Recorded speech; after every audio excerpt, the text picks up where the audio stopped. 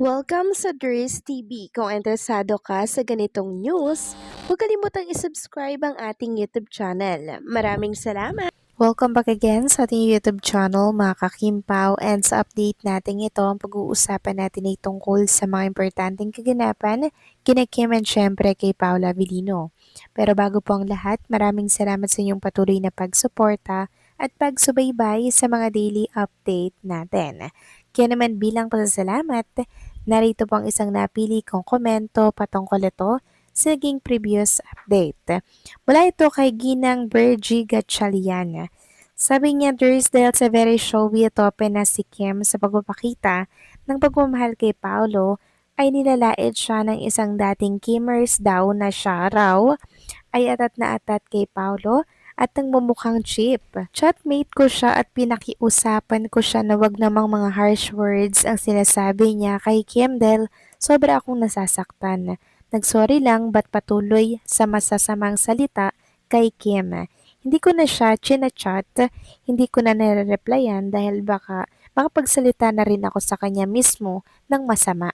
Maraming salamat po sa inyong komento. Tama lang po yung inyong ginawa ginang Virgie Gatchalian na huwag nyo na lamang pong i-reply, i-block nyo na lang, or huwag nyo na lamang po siyang kausapin kasi may stress lamang po kayo sa ginagawa niyang pamabatikos kay Chinita Princess. Certified bashers po yan pag ganyan po ang isang tao. Tsaka kung supporters talaga siya ni Chinita Princess, kung talagang magpakialam siya kay Kim Chu, mga kakimpaw, hindi po siya ganyan.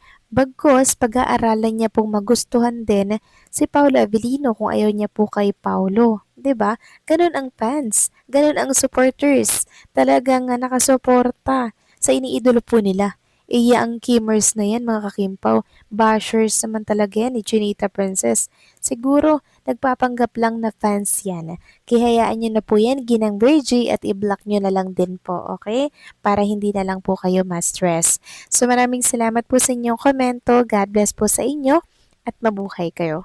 So ito na nga pag-usapan na natin mga kakimpa, mga topic po na nakalap natin sa update na to at unahin na nga natin talakayin ang tungkol dito sa napakalaking billboard mga kakimpaw ni Chinita Princess sa kanyang hometown para po yan sa Bill Is. Ayan o, salita rin po mga kakimpaw ng mga Cebuana at Cebuano. Bugnaw ang summer kay daghang fans. Pay later with Bill Is. So ayan, nag-iiba po yung kanilang mga nakalagay sa billboard pag nasa ibang lugar din sila syempre. Sabi nga dito, Kim Chu forever maka-feel og kabugnaw kay dughan jud siyang fans. Hi Kimi, always a joy to see billboards of you, especially here in your hometown. So kaliwat kanan po ang mga naglalakihang billboard ni Chinita Princess sa kanyang hometown at maging dito naman po sa Maynila. So nakaka-proud lang dahil sobrang dami niya pong hawak na brand na iniendorso. Isang patunay na talaga namang napaka-effective niya po mag-endorse ng mga brand. Kaya naman nagsisiksikan at nag-aagawan po ang mga advertisers sa pangalang Kim Chu. Samantalang next topic naman, talakay naman natin mga kakimpaw yung naging topic po natin kanina na kung saan 'di ba meron po doong isang singer na hindi po kilala ang Kim Pao at kinumpara pa nga po sa isang pagkain. Ngayon, sobrang trending na po ito at talagang binatikos siya ng mga Kim Pao fan page. So ayan po ayan yung mga sinasabi nila laban dito sa isang Asia's Pop Sweetheart. Sabi nga dito, may nabasa ako hindi daw siya updated sa Kim Pao kasi parang pagkain daw. So kimchi, siopaw, ganun. Okay lang yon, di ka rin nila kilala. Actually mga Kim Pao, nung kumabit yung pangalan niya sa Kim Pao, tsaka ko lang din siya nakilala. O diba? Gusto niya magpasikat eh. Pero syempre, sikat siya sa pamabatikos po ng mga Kim Pao fans sa mundo ng social media. Kasi nga naman mga kakimpaw, sinong hindi nakakilala sa Kimpaw? 'Di ba? Meron pa ba?